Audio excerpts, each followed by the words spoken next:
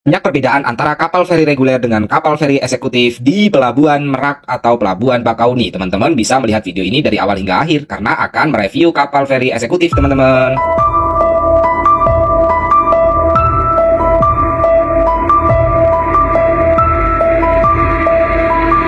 Halo teman-teman, sahabat zona Lampung. Pada video kali ini kita akan bagikan terkait dengan pengalaman untuk mereview kapal feri eksekutif. Nah, kapal feri ini di Pelabuhan Merak Bakauni atau sebaliknya, Bakauni yang ada di Lampung ke Merak itu ada dua jenisnya, teman-teman. Yang pertama adalah kapal feri eksekutif dan yang kedua adalah kapal feri reguler, teman-teman. Nah, untuk teman-teman pemesanannya bisa menggunakan Verizi, aplikasi Verizi. Aplikasi ini sudah kita buat tutorialnya secara lengkap pada video-video sebelumnya. Nah, ini adalah ketika kita masuk pada kapal feri premium tentu atau kapal feri eksekutif, teman-teman.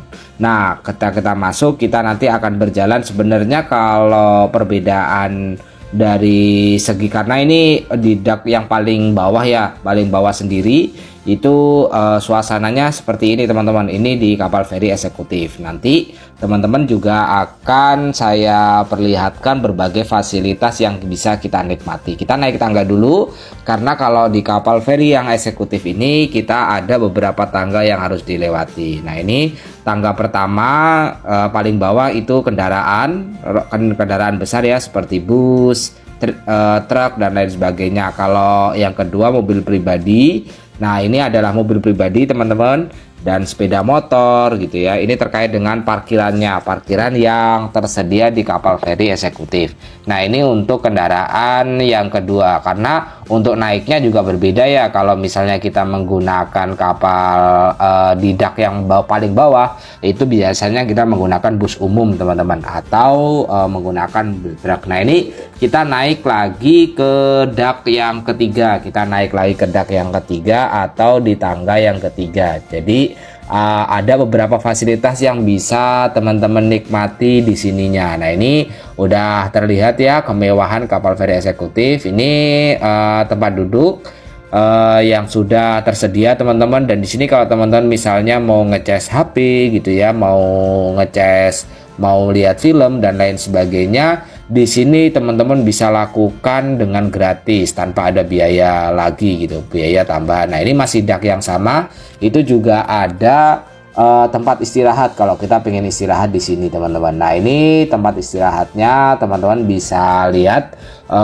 cukup besar, dan ini kalau teman-teman mau ngecas HP juga bisa, teman-teman berada di sini. Ini juga gratis, fasilitas-fasilitas seperti ini bisa teman-teman nikmati secara gratis tanpa ada biaya tambahan apapun ya, teman-teman ya. Sekali lagi gratis. Nah, ini untuk dak yang ketiga itu adalah tempat yang cukup luas ya. Tempat dak yang ketiga ini biasanya kalau bapak-bapak ini banyak yang merokok ini di dak yang ketiga. Sebenarnya dak yang kedua juga banyak yang merokok, tapi di luar dan tempatnya nggak luas. Nah, ini dak yang ketiga, ini suasananya seperti ini, teman-teman. Ini yang paling atas, teman-teman, di dak yang paling atas, bagian yang paling atas cukup mewah. Teman-teman bisa menikmati ya suasana alam secara langsung, air laut di Selat Sunda dan lain sebagainya bisa teman-teman nikmati di dak yang paling tiga ini. Dan ini di setiap dak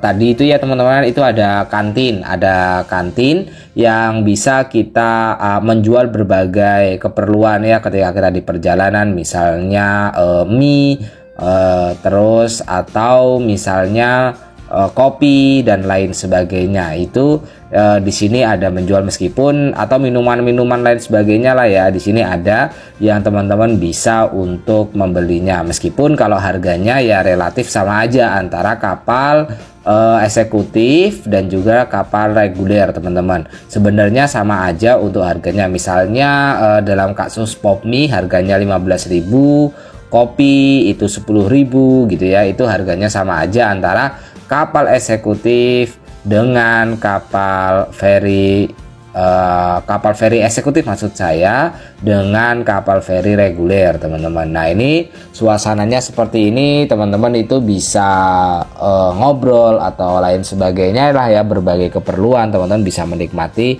di dak yang paling atas, kita bisa naik ya, suasana seperti ini. Dan ini kantin yang saya bilang tadi teman-teman. Nah ini adalah tempat istirahat kita kalau kita mau istirahat gitu.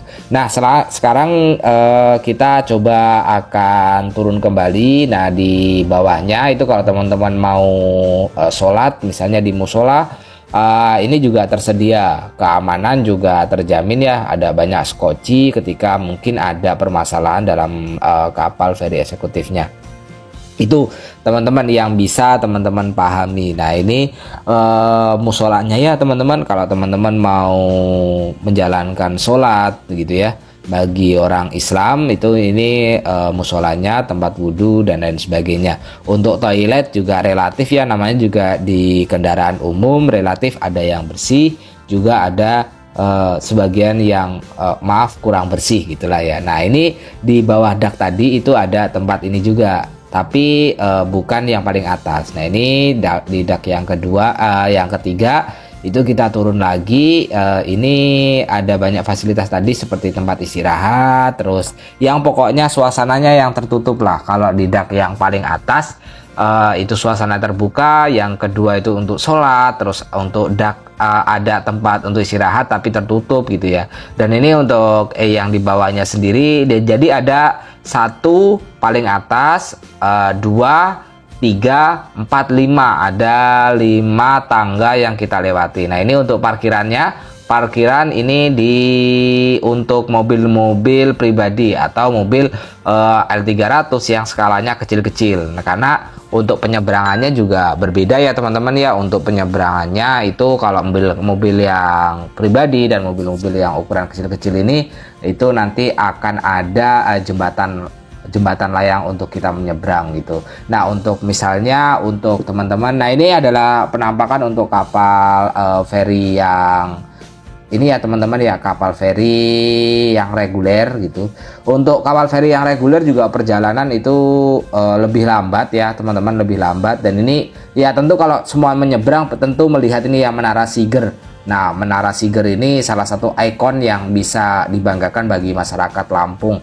Untuk masyarakat Lampung barangkali mayoritas yang pernah menyeberang ke Pulau Jawa menggunakan kapal laut ini pasti akan melihat Menara Siger ini. Nah ini teman-teman. Nah untuk for your information aja, bahwa sebenarnya apakah nanti naiknya lebih cepat atau lebih lambat itu tergantung dari antrian. Saya juga pernah untuk naik di kapal feri yang eksekutif tuh menunggunya hampir 2,5 jam teman-teman, 2,5 jam.